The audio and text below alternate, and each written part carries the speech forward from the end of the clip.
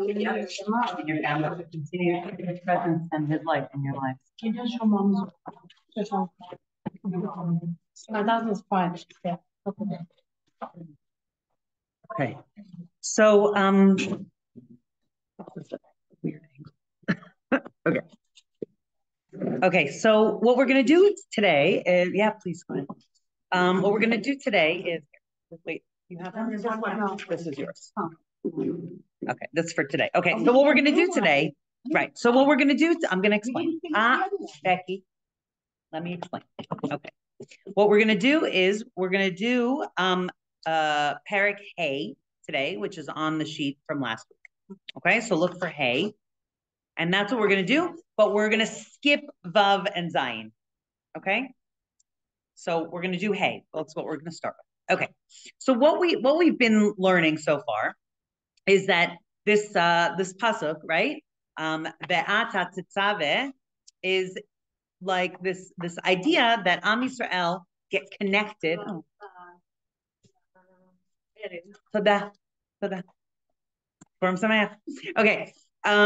What we've been learning is that this pasuk, which is at the beginning of this week's parsha, finally. I'm just looking, I'm just trying to find the actual here. Ve'ata tetzaveh, and you shall command at Bnei Israel, vayiklu elecha shemen zayit zach kasis lamaor lahalos ner tamid. That's our pasuk, right? You shall command Bnei Israel that they should take for you, right, or bring to you pure olive oil crushed, or pure olive oil that has come out from being crushed for the light, for the luminary, to raise up to the Ner Tamid, okay? And what we've basically said until now is that there was a question, right? Is it Moshe Rabbeinu that gives the mitzvahs? No, I'm just reviewing, okay? So it's not Moshe Rabbeinu, and yet we say ve'ata tetzaveh. So what the Rebbe explained to us was that the word tetzaveh doesn't only mean command, it means connect, okay? That you will connect Am Yisrael. And how is that connection? How does that connection come to fruition? It comes to fruition through this shemen zayit zach kasis lemaor, okay? That our experiences in exile crush us, and through crushing us, we have this olive oil that gets, like on a physical level, the olive oil comes out, but on a spiritual level, olive oil is like our strength, okay, our connection, our innate connection to Hashem, and that comes out through the crushing, okay, which we read about last week. It's our essence, right?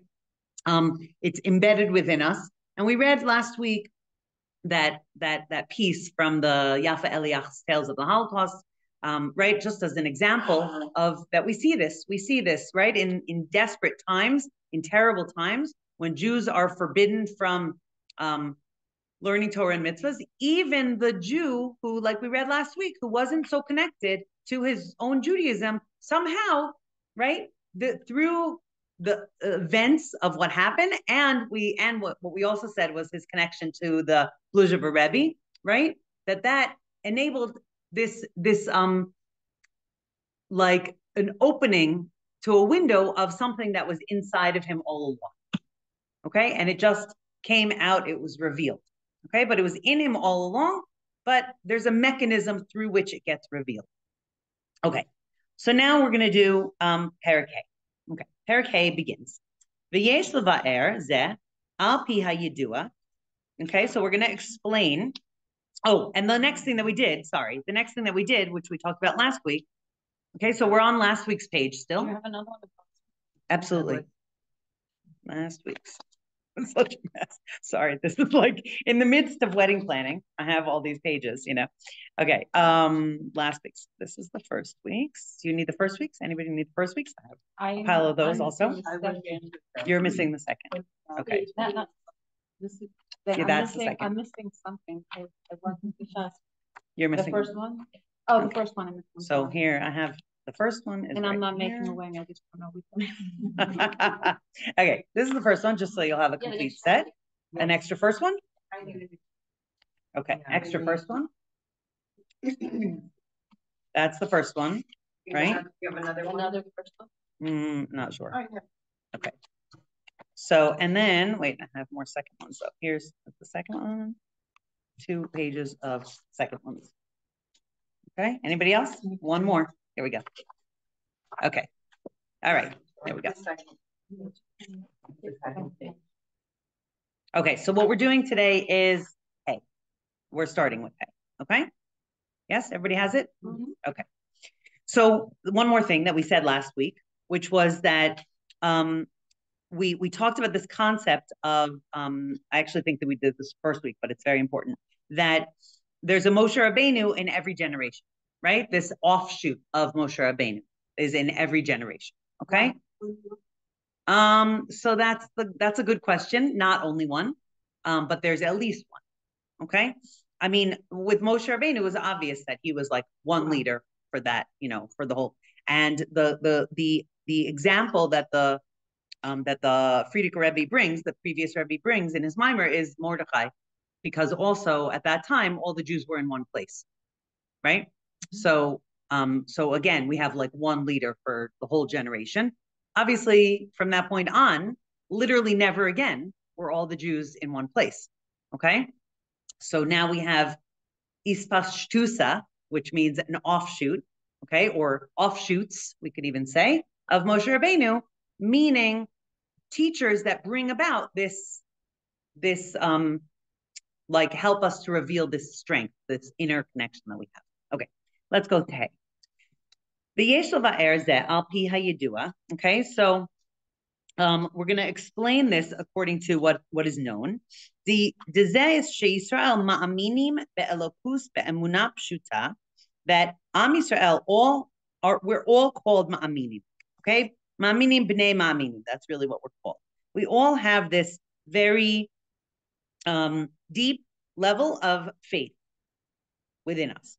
Ve'en tzrichim rayot al zeh umitzad shnei ta'amim. And the reason that and faith is like a, it's above reason. Okay, faith is something that comes out, and right, this is a hemshech of last week of the concept of like that this Mesiras Nefesh just gets revealed in someone, even if they're not, going to shul every day, even if they're not, keeping Shabbos. It gets revealed because it's something that's embedded in every single one of us. A pintel yid, you could say, yeah. Okay, he's going to actually explain even more what it is, right? In this, that's what this paragraph is about. Okay, but and so the reason that we don't need proofs, that's what he's saying. Okay, we don't need proofs that like Hashem exists or that we have this innate connection with Hashem. We don't need proofs. Okay, on a surface level, there are people who like say, yeah, I need proof, whatever. But when push comes to shove, that same person doesn't need a proof. And so that's where he's talking about. Okay, that's the point at which he's talking about. Lefi, okay, so there's one is Lefi shemazalehu chazi. Okay, so this is a quote from the story of Daniel, Hananiah, Mishael, and Azariah, right? I'm not going to go into the whole story now, but basically something gets revealed to them, and even though they don't really see it at the level of prophecy, they get transformed by it. Okay, they're not prophets. Okay, they're not like considered to be at the level of Nevi'im, but they see there's something that gets revealed to them, and what it's revealed on a level of mazel. Okay, it says dehaneshama shelamala ro'eh elokus. Okay, that there's a level at which their neshama saw godliness or sees godliness, and re'iyah shelamala miseichel, and seeing is above intellect.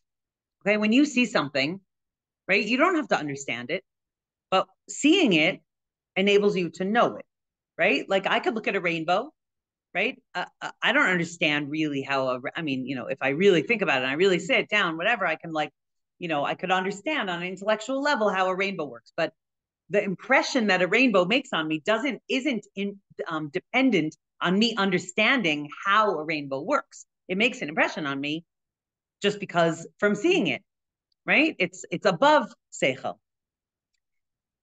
וזה פועל בהנשמה שבגוף האמונה באלוקוס. Okay, that's the level that it's like it's active in our neshama. That is, it's like, you know, we have this level of faith in Hashem that is basically embedded within us. Ve'od biur, and there's a second level to this. Shoresh ha'amuna hu me'etzem haneshama. Okay, so now we said last week that there are different words for different levels of the soul, right? We said this last week, that there's 5 levels of the soul. There's nefesh, ruach, neshama. Okay, those are the levels that we are conscious of. Okay, nefesh is our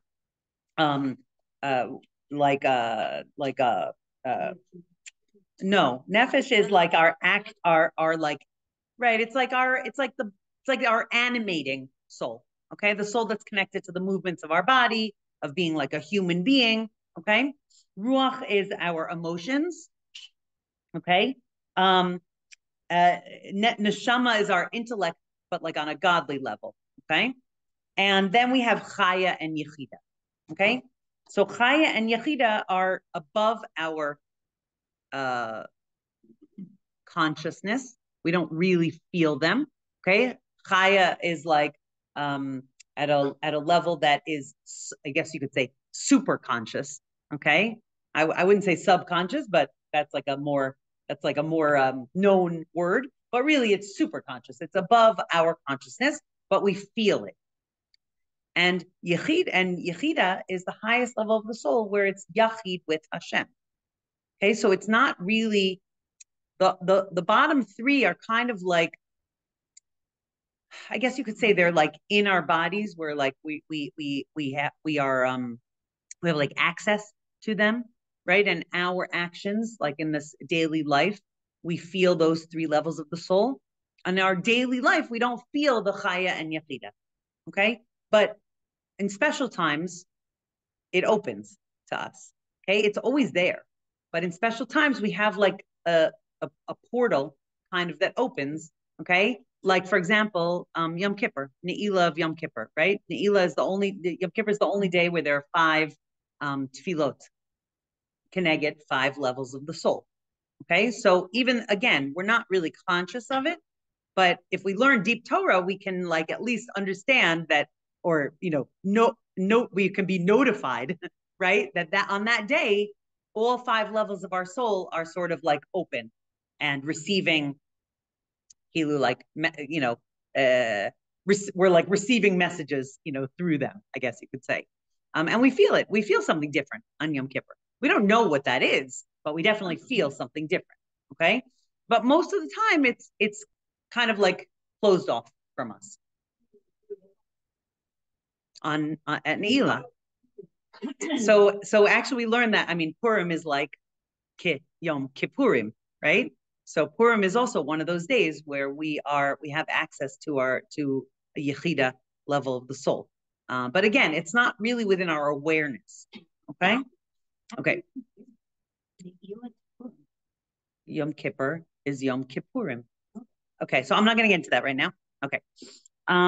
But that is that's not my idea. That's in the, that's a Chazal, is like not Chazal, but like a level of deep Torah in the Pnimis of Torah, secrets of Torah. We understand that Purim is actually on the same level. Actually, Purim is even higher than Yom Kippur. Okay, but we're not going to talk about that right now. We'll talk about that next week, actually, Bezrat Hashem. Yeah. All are standing together, like yachad, but also it's your own self, like right. Your yachad of yourself, self-reflecting together with other people, and it's like then we all connect, and then we're right. But it has nothing to do with yourself. That's the key. That's really the key, is that it's really above us. So we enable ourselves to kind of like, tap into it like on a conscious level by going to shul and putting ourselves in that position of being, yachad with everybody. Okay, but it's not really, it's not like it happens even if a person is not standing in shul, even if they're not yachad with everyone. Our ability to be cognizant of it grows the more work we put into it. It's not even that we don't do it at all. It's our innate connection with Hashem that gets kind of like revealed to us. Like, oh, we're actually one with Hashem. So that's actually what he's going to say here. So let's keep on reading for a second, okay? It's just that in Chabad Hasidus, it's like every line is like slightly nuanced. So I'm kind of like, blurting everything out, whereas the Rebbe's kind of like teasing out these ideas and we're kind of saying them faster than he is, okay? So, okay. So the Shoresh of Amuna, Etzem HaNeshama. So his code word for the name, for the level of the soul called Yechida, I think we said this last week, is Etzem HaNeshama. Okay, that's what he's calling Yechida. Shalamala me mazalehu chazi. Okay, so Yechida is even higher than Chaya. The level of mazal, right? That Daniel's soul saw something and therefore he felt it. That's the level of Chaya. And Etzem HaNeshama is the level of Yechida. Okay, so let me just explain. Let's keep on reading and I'll explain. The fact that our Etzem Neshama, Yechida, is mekusheret, bound up, okay, in God, in Hashem.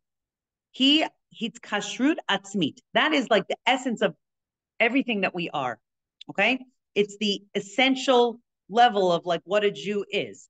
She'ena tluya b'siba. It's not, doesn't depend on our awareness. It doesn't depend on how frum we are. It doesn't depend on, how Hashem is, what mood Hashem is in, kavyachol, right? Doesn't depend on what mood I'm in. Gam lo be'inyan ha're'iyah shelemala me'asechel. Doesn't depend on whether I see it or I don't see it. And even though seeing is above intellect, this is even above seeing. V'yesh lomar demehachilukim sheben shnei ha'biurim ha'inyanim. Okay, so there's two things that are being discussed here. And the difference between them is deha'emuna behaneshama hamelubesha baguf haba'a meri'iyat haneshama shelemala hi bebechinat makif. Okay, so what he's saying here is that the level that we see, or the level that Daniel saw, and I'm putting sees in like quotation marks because not seeing with his eyes, but seeing with some level of his soul. Okay, seeing with like a subconscious level. So that is it. I'm going to say it outside and then I'll say it inside. There's a level of subconscious awareness of Hashem that kind of hovers over us. Okay, and that's the level of Chaya. Okay, it's kind of like hovering. It's out there. We kind of know we're connected. We don't really need proof. We're all talking about this all the time, right? We're like, yeah, Hashem's with us. Hashem's with us. Do we really know that? Or we're just kind of like, we're kind of just saying it, right? Even though on some level we know it, but when we say it, we're like reminding ourselves because we need constant reminding because it's like up there. It's right. It's not. But it's not. It's not something that we really like are. Conscious of, aware of. It's not like I see Abigail right now, right? I see you. I know that you're here. I could even put your hand up. I can even touch her. Okay, that's a level of knowing that is higher than what we talk about when we talk about Emunah. Okay, right? I know that Hashem flicked all those missiles away, but I know it in a place that I can't really hold on to. It's like if someone says it and I'm like, yes, I feel that. And then 2 seconds later, it's gone. So it's high up there. I know it's something innate that I kind of like when someone reminds me, I can like, yeah, I totally feel that. But like, it's not grounded in me. It's not something that I can really hold on to on a like a daily basis. Do you understand what I'm saying? That it's very, very high, and it's like hovering over us, but it's not really something that gets revealed in our daily actions. Like, am I living at that level where I'm constantly aware of Hashem's, guiding hand in everything? Am I really living at that level? Not really, because it's beyond me. let me say the next thing, okay? But the next thing is when it gets really revealed. When it gets really revealed, meaning in that moment, when I see Hashem's hand, for 1 second, I really, like, I feel it in every fiber of my being. Am I making sense? I feel like I'm not making sense. Okay. What he's saying here, what he's going to say, I'm going to keep on reading, and then then you're going to understand it, hopefully. Okay. Okay. It's a bechinat makif, okay, meaning it's hovering over us. Okay, it's like hidden. It's out there, okay, but it's not really in me. Dekevan shanashama shelamala hi lamala me'atlapshus lachen pu'lata ba'anashama hamelubesha baguf hi bebechinas makif, because my soul is hovering over me. So even though my soul is aware of this, my soul is not something that level of my soul, the chaya level, it's not something that I readily have access to. So it's kind of like hovering over me. In a way that tihi b'pnimius, how can I internalize this? Hu al yedei gilui haiskashrus atmis de'etzem haneshama. It's through revealing and the even higher level of yechida. Okay, chaya is like, in a way, even though it's like the fourth level and theoretically it's like closer to us, but it's not, because it's like something that's very intangible and that we can't hold on to for any amount of time. Above that, yechida is like when I'm totally plugged into my connection to Hashem. So even though on some level it's like further from me, in a different aspect, it's actually something that can change me. So, for example, the person that we read about last week, okay, who stood up and said, like, we don't eat on Yom Kippur, right? So he knew he was a Jew. He knew he was a Jew, but his connection to Hashem was something that was like, kind of like not anything that he could really feel in his life. Did it make him any less of a Jew that he couldn't feel that connection? No. But it didn't get expressed in his life. Okay? Until that moment. And that moment when he had a gun to his head, in that moment, all of a sudden, the doors were blown open and he felt his innate connection to Hashem. And he felt it. And because he felt it, that got internalized and it caused a change to his physical behavior. It doesn't matter if you're Jewish or not Jewish, it's what was Trump. It was the same thing. Like he missed twice, he missed an assassination, and all he keeps talking about is this came from God. This came from God. And he also, his personality changed because of it. And a lot of people, we recognized it and said we knew that it was HaKadosh Baruch Hu, but we were going through our lives and everything was very hard and heavy. And then you see something like that. And so I'm not saying maybe, yes. I'm saying that, but I'm saying that it doesn't just mean just for us. Like you're saying that it's for. Well, because when we're talking about these levels of the soul, we're really talking about a Jewish soul. So it can't really be transferred. Jewish soul to his family, not he definitely has. I'm not comfortable speaking about on that level. But we definitely see. But meaning, whatever happens to him is really for us. Meaning, if he was saved, then he has to be the shaliach that we need right now. That's connected to us. That's fine. I'm comfortable with saying that. Okay. The where we're going with this is that like it can be hovering above, right? And let's use an example that is even more makusha to us, right? The chatufim, right? That we talked about last week. That like, let's talk about Agam burger, right? So it's not like she didn't know that she was, and she had already started to take on things before she went into captivity. But how much deeper is it in her that it's affecting every aspect of her life now, right? I mean, this is just what happens, that when a person goes through something like this, that door is totally open. That's exactly right. And that's called crushing, right? When that door gets totally opened, that's in the realm of crushing. Okay. And what happens is that every okay, let's keep on reading. Ki etzem haneshama, hi ha'etzem shel haneshama, hamelubeshet baguf. Okay, because this etzem haneshama, this yichida, is actually it's everything. It's where we're connected to Hashem. It's like when you it's like your funny bone, or like, did you ever?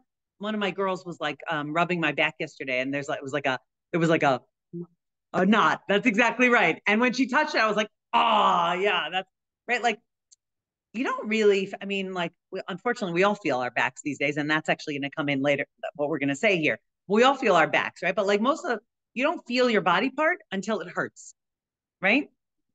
That's kind of like what we're feeling here, what we're saying here, that you don't feel this level of your neshama until it hurts. But when it hurts, it changes everything. It changes everything. Because then you're in this place of constant awareness of your total connection to Hashem. And that just changes everything about our lives. Okay, now remember, we said this last week. The previous Rebbe was saying this in the shul in Moscow. Okay, and I heard on another shiur that he was told, please don't go on Purim Katan. Right, this was said on Purim Katan. So please, right, when there's an Adar Sheni, there's a Purim Katan in the first Adar. So they said to him, please don't go to the shul in Moscow and speak about, and if you have to go to the shul in Moscow, don't speak about anything, incendiary, right? Anything that's going to be too strong, because they knew that he was on the verge of being arrested. And what does he do? He goes to the shul in Moscow. And anyone who showed up there, it was total Mesiras Nefesh, right? Their names went on a list. And he encouraged it. He said, I know this is gonna start a fire. And saying these kinds of things, right? Talking about Mesiras Nefesh, talking about revealing the essence of a Jew's soul, which is totally bound up in Hashem. That's the most incendiary thing that he could possibly talk about in communist Russia, right? That there's something different about Jews. And that's why we're really specifically talking about us, okay? Yes, there are shluchim in other nations, but this is our job.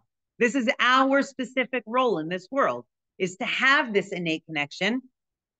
Unfortunately, that part of how it gets revealed is that through the generations, we have been kasis, we have been crushed.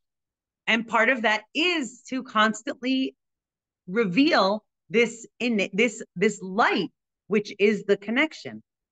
And Be'ezrat Hashem, it shouldn't have to happen like this anymore, right? But in human history, this is how it has been set up, that it happens. We see right now, there's so many lights that are shining that didn't know. I read an article, on one of my guides groups, I read an article about one of the guides, his niece went to one of these universities that completely flipped over on October 8th to be a cesspool of anti-Semitism.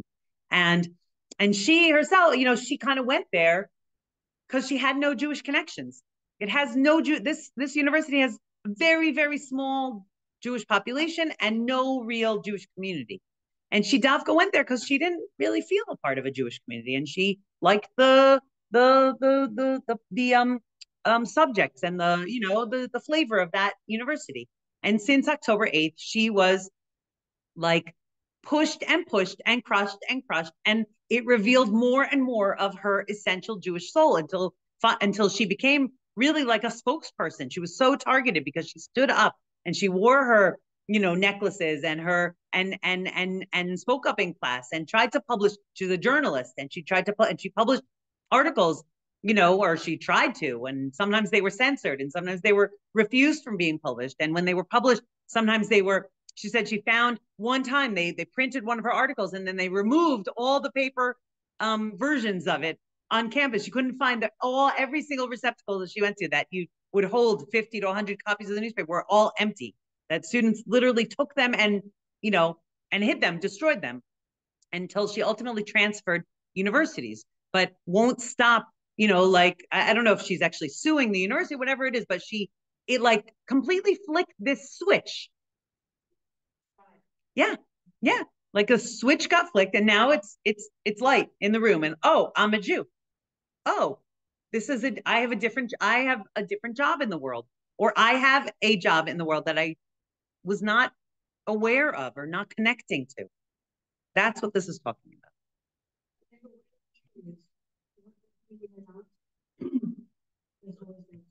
Yes. I mean, that's what the Rebbe said. That's always what the Rebbe said. That's what the Alter Rebbe said, right? That it's always there no matter what. It just, the different people, the switch gets flicked from different things. And that's why, that is literally the only reason why he sent out shluchim, right? They sent out shluchim, the previous Rebbe and the Rebbe sent out shluchim to, every corner of the universe now, right? To flick people's switches. That's exactly right. Okay, so let's keep on. We're going to skip the rest of that paragraph, okay? Because I want to go on to another point, and we're going to go on to today's page. Okay, so Parak Chet. Okay, but I'm just going to summarize for 1 second what we would have seen in Vav and Zayin. Okay, basically Vav is that a Rebbe is the flicker of the switch. Okay, but it's not just a Rebbe; it's this concept of the offshoot of Moshe Rabbeinu in, so it can be the Rebbe or it can be a rabbi.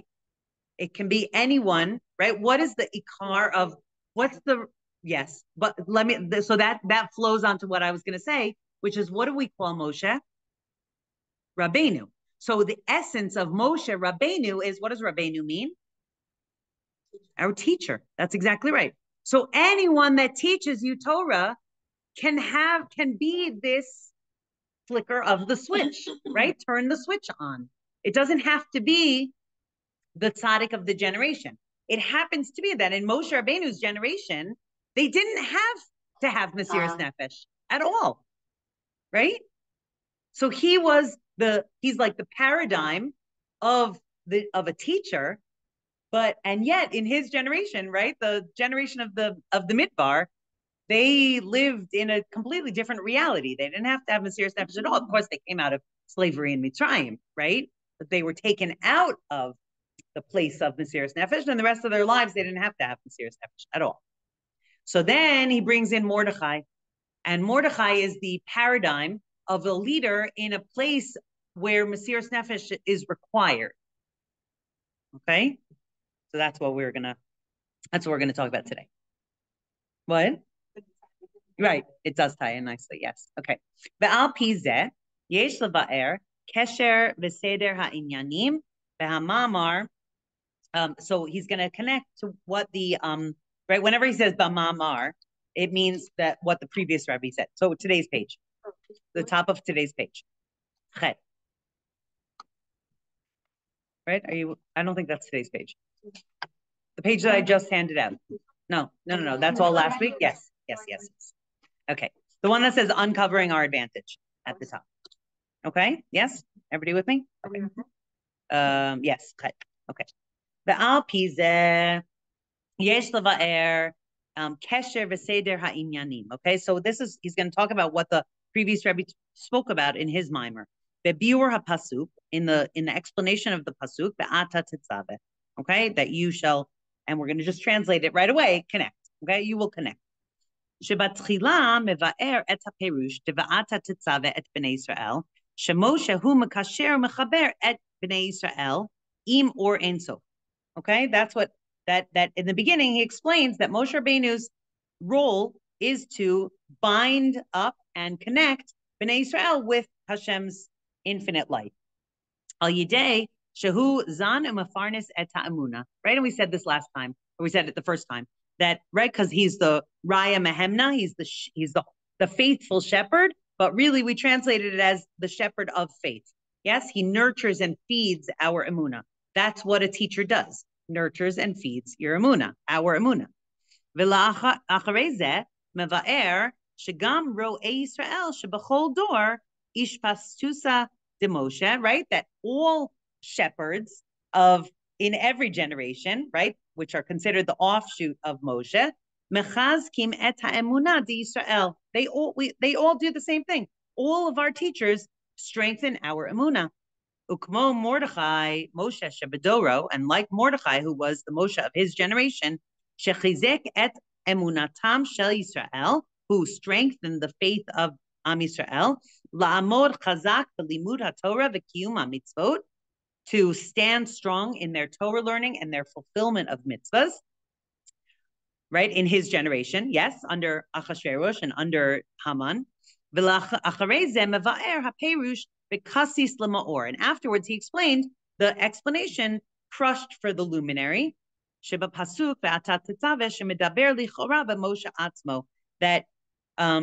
skip that, just okay.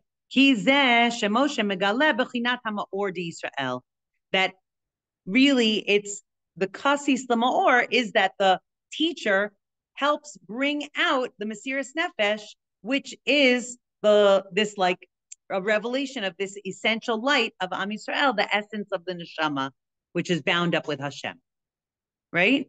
Okay. Hu beikar al yidei ishpasusa delay shebizman hagalus. Okay. Now, this is primarily through crushing of galus.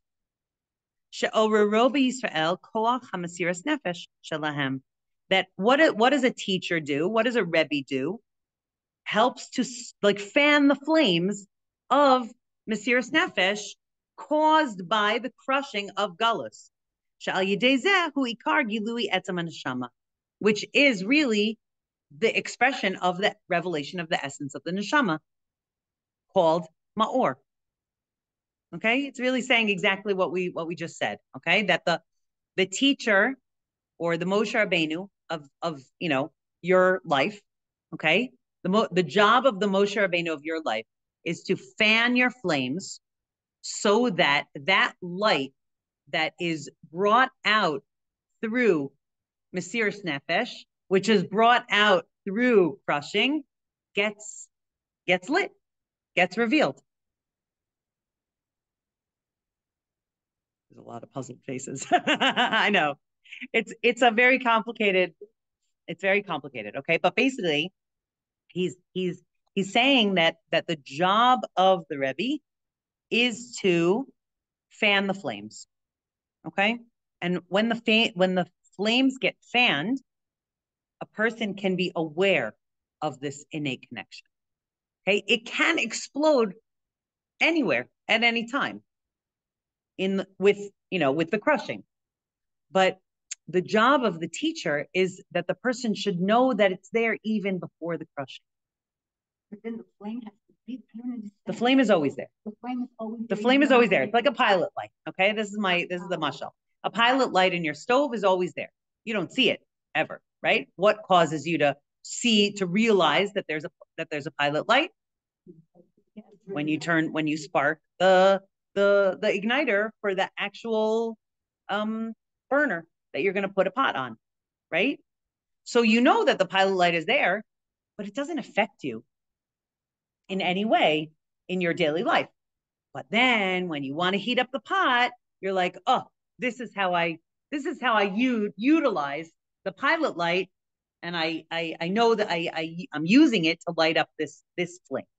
Okay, so the job of the Rebbe is to continuously enable us to remember that the pilot light is there, and to help us to ignite, to like the spark, right? That's the sparker, the whatever you want to call him. He's the switch, he's the hand, he's the spark, whatever it is. Okay, that causes the pilot light to come to fruition, to be actually utilized for something, right? Does that make more sense? Okay. All right, let's go on to Tet, because this is a very interesting point here. Vehine haksuv v'kabel haYehudim es asher hechelu la'asot. Remember this right from the beginning. Okay, this is a quote from the Megillah. Okay, that the kimu v'kiblu is a couple of psukim later, but kibet, right? They accepted what they had already started to do, right? And we know that this is a reference to Matan Torah. Okay, they accepted at Matan Torah, but it was like a mountain was held over their heads, so maybe it wasn't so, wasn't really a free choice. Okay, so at the time of Purim, that's when we actually start to, live like with personally choice of accepting Matan Torah. Medaber bepashtus bazman shela'acharei hanes Purim. Okay, so the pasuk is said after the miracle of Purim, meaning where it falls in the Megillah is after the Jews killed the enemy. Okay, and that's where it says v'kiba haYehudim asher hechelu lasot. But the Yesh Lomar, the Mashikatu B'Hamaimar, but the Frierdiker Rebbe said in his Maimer, the Perush v'kiba haYehudim et asher hechelu lasot, who should be Yemei Achashverosh, that it actually happened not after the miracle, but during the time of Achashverosh, during the time of the Gezerah, who gam lefi pashtus hakatuv shevikabel v'gomer hayala acharei hanes. Okay, that the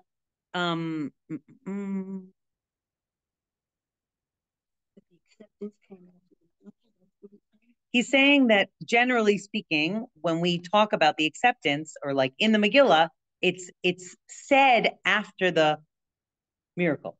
Okay, but really, like he's saying, it's possible that to also understand it, that it actually happened not just after the miracle, but during the time of the Gezerah. Why?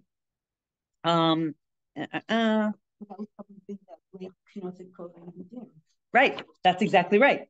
Okay. Okay,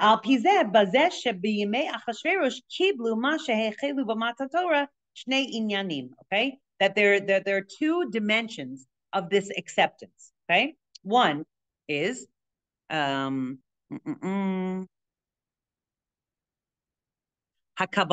shehayta bizman hagezerah, right? So one is the Kabbalah that was at the time of the Gezerah, which is exactly what Becky's saying. How do we see the Kabbalah at the time of the Gezerah? They're not allowed to keep Torah and mitzvahs. If there's a Gezerah, there's a decree. You're not allowed to keep Torah and mitzvahs. And yet, what do? Right? They gather and they keep Torah and mitzvahs. And that is the level, al yidei ha-mesiras nefesh shelahem. That's the level of mesiras nefesh. Because Mordechai enabled that. Mordechai gathered them.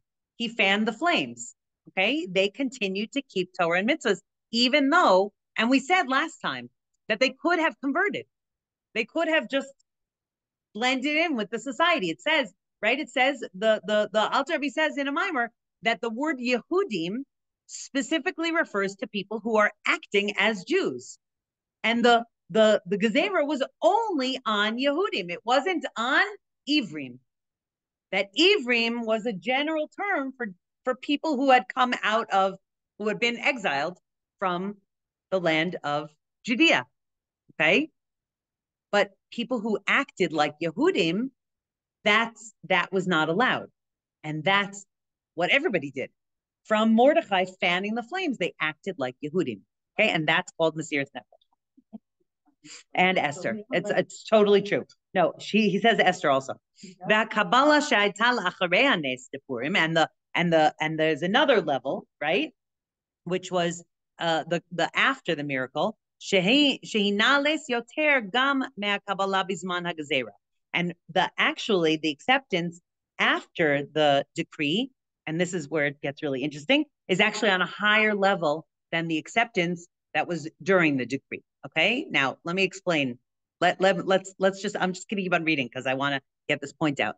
V'yesh lomar shal derech zeh hu benogea kasis l'ma'or. Okay, so this we can also see two things from the idea of being crushed. Shal yedei ha'inyan de kasis shebizman hagalus megi'im lehama'or. Okay, so like we said many times, the whole idea of being crushed during galus is that you come to this place of light. Okay, you get crushed and the light gets revealed. Dishnei inyanim bazeh. There's two ideas in that. Yisrael nimta'im b'matzav shel kasis mitzad zeh sheishnam gezeros al kiyum shel Torah and mitzvahs. So the kasis, the crushing, comes from not being allowed to keep Torah and mitzvahs. Okay, which was during the time of the time of the gezerah. Okay, and also like during the time of the previous Rebbe, during communist Russia, they're not allowed to keep Torah and mitzvahs. And that they're breaking the law by keeping Torah and mitzvahs, that's called Mesiras Nefesh. And that brings out their light and their strength of being Jews. But he says, there's another level, there's another concept included in the crushing.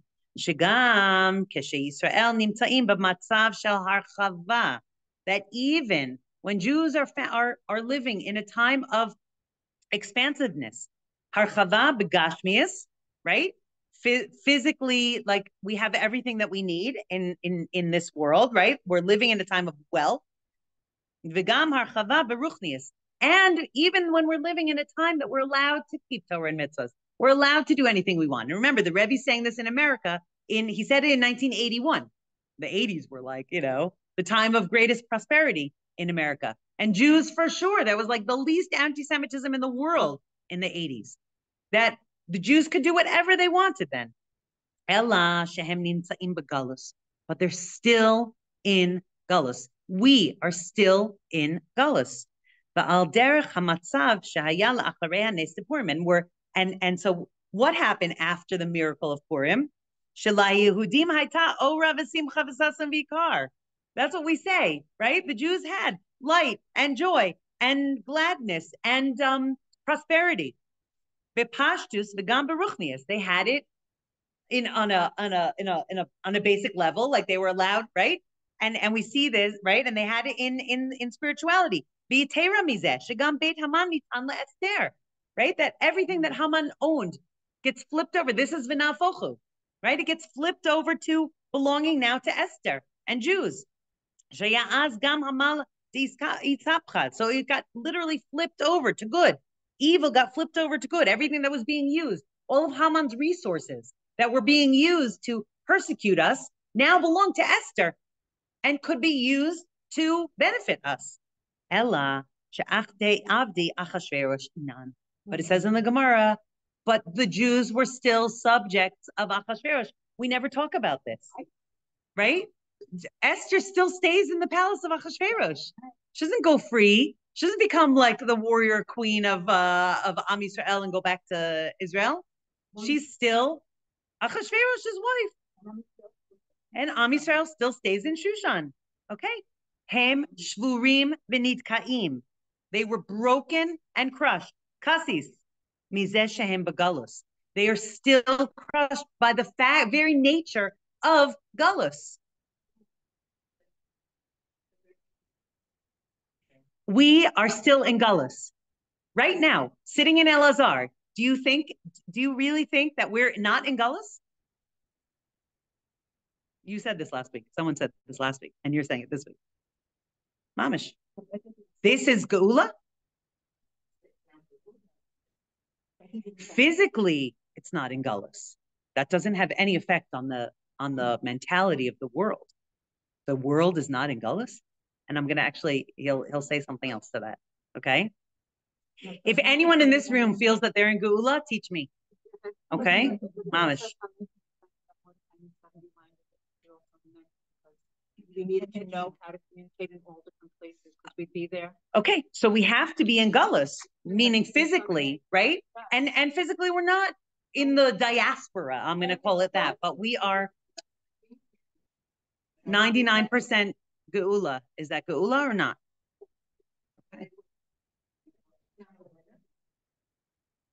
Okay, so he's going to say something very important here. And there's still an aspect of crushing that happens in the situation of galus, right? And that brings us to a place of light also. The very fact that we are broken because we're in galus, because we don't have Mashiach and Geula, even though we have everything that we physically need and we have all the freedom to keep Judaism. Because our real desire, our deepest desire, is that there should be a revelation of godliness. That we can live in a place of really knowing that Hashem runs this world. Right?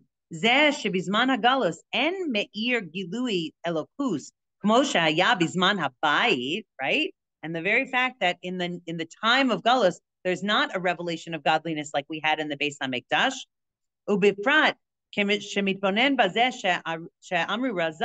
like when we think about the statement of Chazal,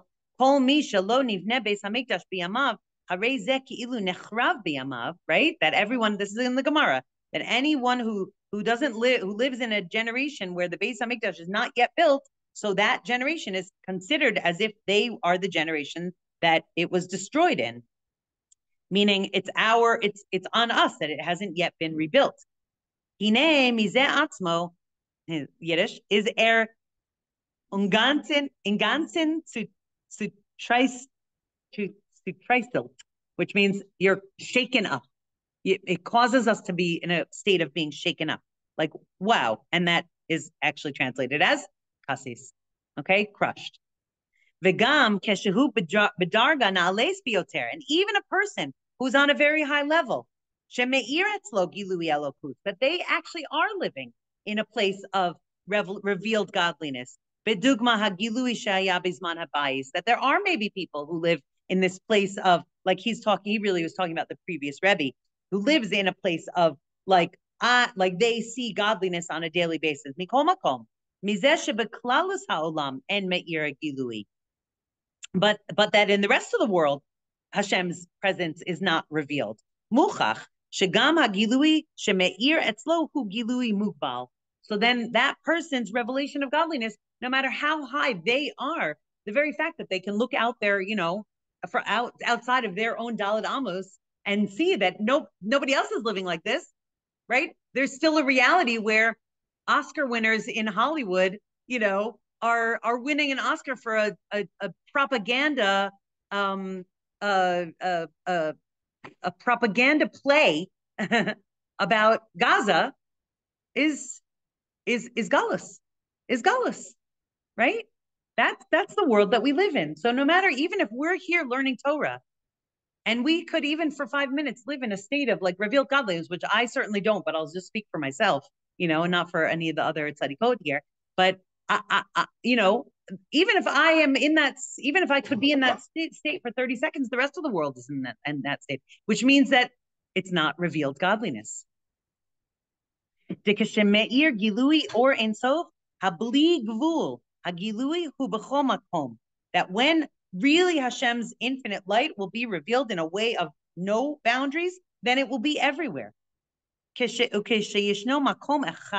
there's even one place, afilu pinan nidachat, right? Even one small little dark place, like Gaza, she'en me'ir sham gilui elokus, where God's light is not being revealed in its fullness, hu mipnei sha'gilui, that's because the revelation gam b'makom shehu me'ir, that is even being lit up, even in this room, hu gilui mukbal. It's limited. It's limited by the very nature that it's in Galus, that we don't have Mashiach, we don't have Beis HaMikdash, we don't have Geula. Umizeh she'en me'ir etzlo gilui atzmus or ein sof hu nishbar v'nitgeh, which is called kasis. Okay, that's a level of crushing. We're going to end with there. I'm just going to summarize that what we've been saying until now, and we're going to do one more class on this next week. Okay, Bezrat Hashem will tie it up in a nice bow. Okay, or in a bow that can be actualized, right, in our daily lives. But really, what we're saying is that there's a level of crushing that comes from having decrees upon a person, like in the darkest times, like the Holocaust, like the hostages, where they were. Okay, that reveals a level of connection that a person isn't normally aware of in their daily life. Okay, that's like a dramatic revelation of, no, I'm a Jew. Don't you dare try to take that away from me. Okay, but the rest of us who are not living in that situation, is there a chance for us to reveal that light? And the answer the Rebbe says is yes. You don't have always, because that's our reality. But it's what he's doing is he's pointing that out to us, okay? That he's saying that we live in a daily place of crushing. We live in a daily situation of kasis. But what's the next word? Kasis lama'or. That this constant crushing, literally every day, is bringing out in us this level of revealed connection with Hashem. We just, when we're aware of it, then even more so, right? Then it gives us the strength to keep on going. Yeah. But that just becomes a regular routine. That just becomes regular life. And you lose that. Well, that's why we're learning it. No, I'm just saying, but in general, people right. in general. Right. So there's two things that can happen, right? It's normal. Meaning you could be crushed, and if you're not aware of this, because it's not being fanned by the flames of, a Rebbe or a teacher, right? So then you're like crushed and you don't know what to do with it. Well, you don't even know. You don't even know, right? So and when we're aware of it, when we have the words of the Rebbe, like the words of the previous Rebbe, then we're like aware that, oh, this crushing is actually for a purpose. And even though our lives look like the shelves of our I guarantee every single pantry in this room, right? Every person in this room has a pantry full of food, right? There was an interview with Eli Sharabi yesterday. He said, you don't know what it means to open up your refrigerator and see food in there, right? Like we're not aware of that. So that's why we're learning this, right? Because we live like, otherwise we could live in a place of like dulled senses of like, yeah, routine. We have food, we have but nonetheless, we're actually being crushed. But we could be in this place of like being crushed, but living in wealth, but not knowing what's going on. And the Rebbe's coming, he's saying, no, that the very fact that godliness is not revealed. So your refrigerator's full of food doesn't change the fact that godliness isn't being revealed.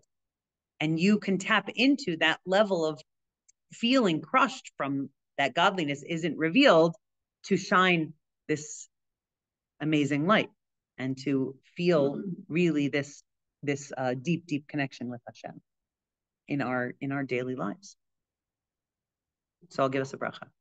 That I know it's like it's very these maimarim are like every paragraph is saying like basically the same thing, but with like it's like slowly developing a point. So it's sometimes hard to tease out like what the nikuda is. But I'll give us a bracha that I don't know. I find this very mechazik that you open up any news and you get crushed, right? You open up any, you wake up on a daily basis and you're like, what is going on in the world? And I think the bracha here is like to use it and to say like, okay, it's causing me to constantly refocus my mind on Hashem and constantly be able to like, I can open my Siddur and I can daven from a different place if I use the crushing to lema'or, right? To reveal that connection that's innate inside of me. Bezrat Hashem. Thank you. Okay, I hope this is like, I don't know. I feel it's like much more complicated than I feel like anything else that we've been learning. But I appreciate your continuous coming. Right? That's what I thought. That's exactly that's why I wanted to learn it, because I really feel like it's relevant to us right now. I want you to know that since a month ago, every Tuesday, and I met somebody from the yeshiva. I don't want to say it was somebody's husband. And it was like a week that was also just another one of the heavy weeks we had. And I looked at the guy and I said, and he's Israeli, was born here. And I said, you know what? But I wouldn't have it any other place but to be here. And I said, I've been in the States and I visited and it's just much better. And he didn't understand that. I said, listen, I was in America during September 11th and we came here and then we went back to visit this past year twice in 2 different occasions. And I just felt more comfortable to be here and it's safer here. Now when I see him, he says to me, you know what? I still remember what you said to me, and I didn't, like, because of it, he just took for granted being here. He didn't understand. So sometimes you have to be outside to understand why you appreciate being here too. Yeah. See, I was in America September 11th. I felt terrible when I came back here. I really did. Because very much.